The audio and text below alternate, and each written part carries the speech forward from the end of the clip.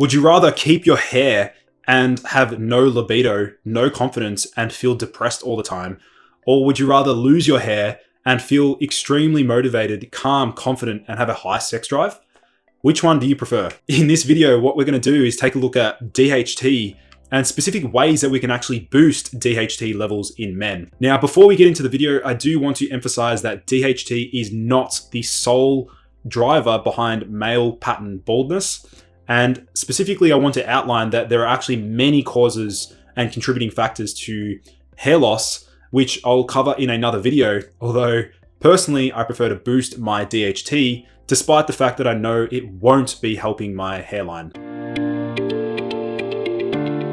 So for those of you who are brand new to my channel, my name is Lucas, the founder of Ergogenic Health. And my mission is to bring you the most cutting edge health information that you'll struggle to find on Google. So please do me a favor and like this video and hit subscribe down below to stay up to date with the latest and greatest health research. So how do we boost DHT or dihydrotestosterone, the king of all androgens in men? Now, testosterone acts as a precursor hormone in the body for the synthesis of DHT, which is the most potent alpha hormone that men produce. Now, many of the beneficial effects of testosterone is actually via its conversion into DHT, and blocking the conversion of testosterone into DHT eliminates these benefits. Now, testosterone is converted to DHT via the 5-alpha reductase enzyme in the body. Now, although testosterone is a major contributor to circulating levels of DHT, DHT can actually be created from other precursors such as DHEA, androstenedione, androsterone, 17-hydroxypregnenolone, and 17-hydroxyprogesterone. So we can see here, this is the typical conversion pathway.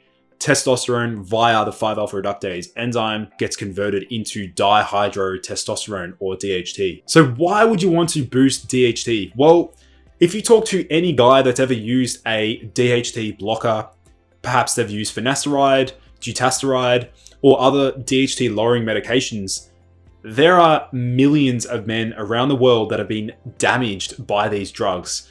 And specifically, it's affected many aspects of their quality of life. So taking a look at the reasons why we'd want to boost DHT, number one is for the libido boost or the sex drive increase that comes with elevating DHT levels in the brain and the body. In addition, another reason why we'd want to boost DHT is for the anxiety reduction. This is due to DHT's positive effect on the GABA system. Specifically, it's allopregnenolone that increases GABA levels in the brain. Third, we see an increase in mood. There's a reason why many of the DHT-derived steroids actually result in mood enhancement. It's because DHT itself is a potent stimulator for healthy mood and general vitality and well-being. In addition, when we raise DHT levels, this can have a dramatic increasing effect on confidence. It can increase a man's general confidence and ability to sort of back himself. Next, we can see an increase in fat loss. Now, not directly, but via altering adipocyte progenitor cells. So it can actually alter the differentiation of these adipocyte progenitor cells. So this is also coincides with its lowering effect on cortisol in the body. So this is indirectly. So DHT can actually lower cortisol specifically in the body and help with that stress resilience and adaptation. And then finally, DHT can actually block the effects of estrogen.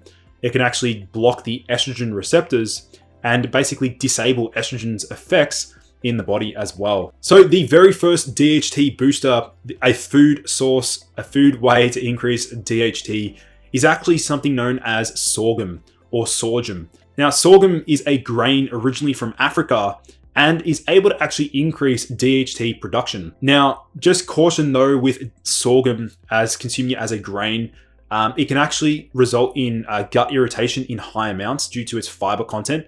So you can either use it as a tincture or as a syrup, like a sorghum syrup, which is pretty abundant and easy to find on Amazon and other websites. So about 1 tablespoon of sorghum syrup can be used as a food-based way to increase DHT. And I also want to outline that sorghum is actually, one of the grains that a lot of Africans consumed. And just remember the video that I made looking at DHT and penis size, if we look at an Asian demographic versus an African demographic, Africans have generally higher levels of DHT.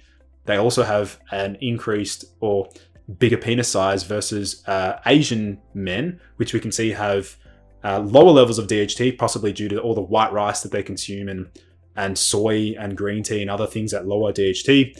And their penile size is small. So just making that sort of connection there between, how it affects our hormones and then the outcome that can happen as a result. So we can see here this basic breakdown that looks at how sorghum can actually increase 5-alpha reductase activity in the body, whereas they compared other components, other drugs such as finasteride and some other types of compounds as well that can actually, such as rice, safflower, and what they noted was that only sorghum was able to boost DHT levels, whereas the rice and safflower and the other drugs were actually able to decrease the activity of this 5-alpha reductase enzyme. So the next way to boost DHT is perhaps something that you're already doing every single day, and that is coffee. Now we can see here this study was titled "Chronic Caffeine Intake Increases Androgenic Stimuli, Epithelial Cell Proliferation, and Hyperplasia in Rat Ventral Prostate." So this may not be such a good thing for those who have prostate issues.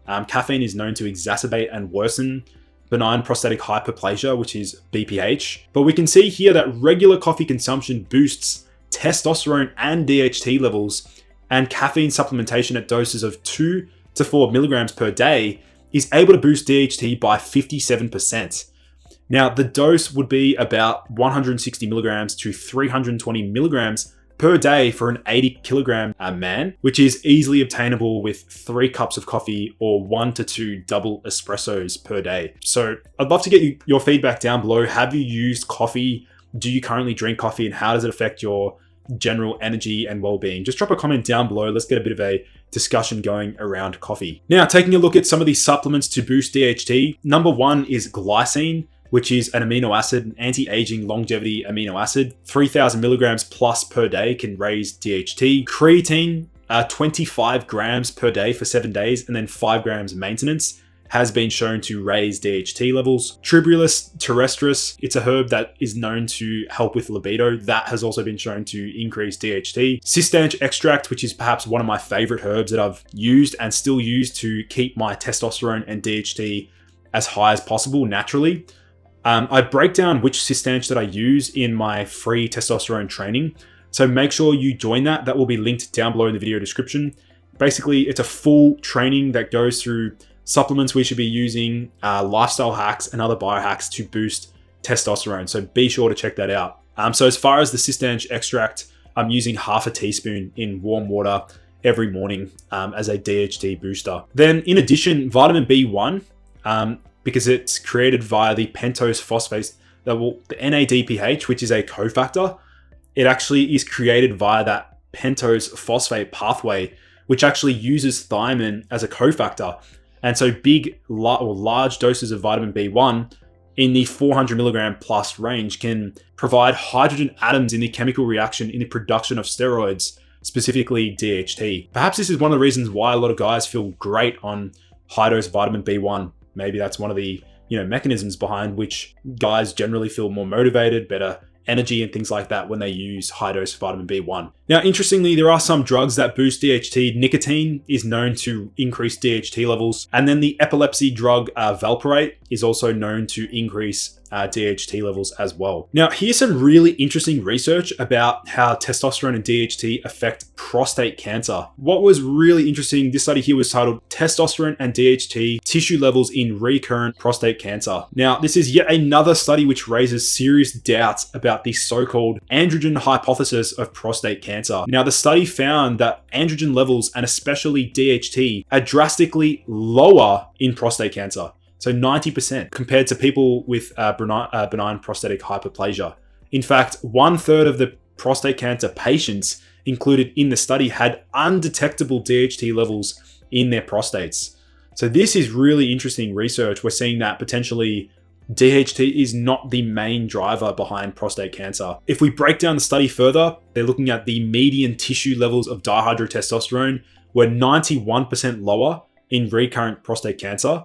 6 patients had undetectable levels of dihydrotestosterone, and one of those patients also had undetectable levels of testosterone. Now, recurrent prostate cancer patient 14 suggests that prostate cancer can recur completely independent of testicular androgens. So I'll have to dedicate another video on prostate cancer and some of the major drivers behind prostate cancer, but I would like to challenge the hypothesis that DHT is the only culprit and the only driver behind prostate cancer progression. So that pretty much sums up my video on the best ways to boost DHT. If you enjoyed the video, make sure that you check out my testosterone optimization masterclass, that free training that will be linked in the video description down below.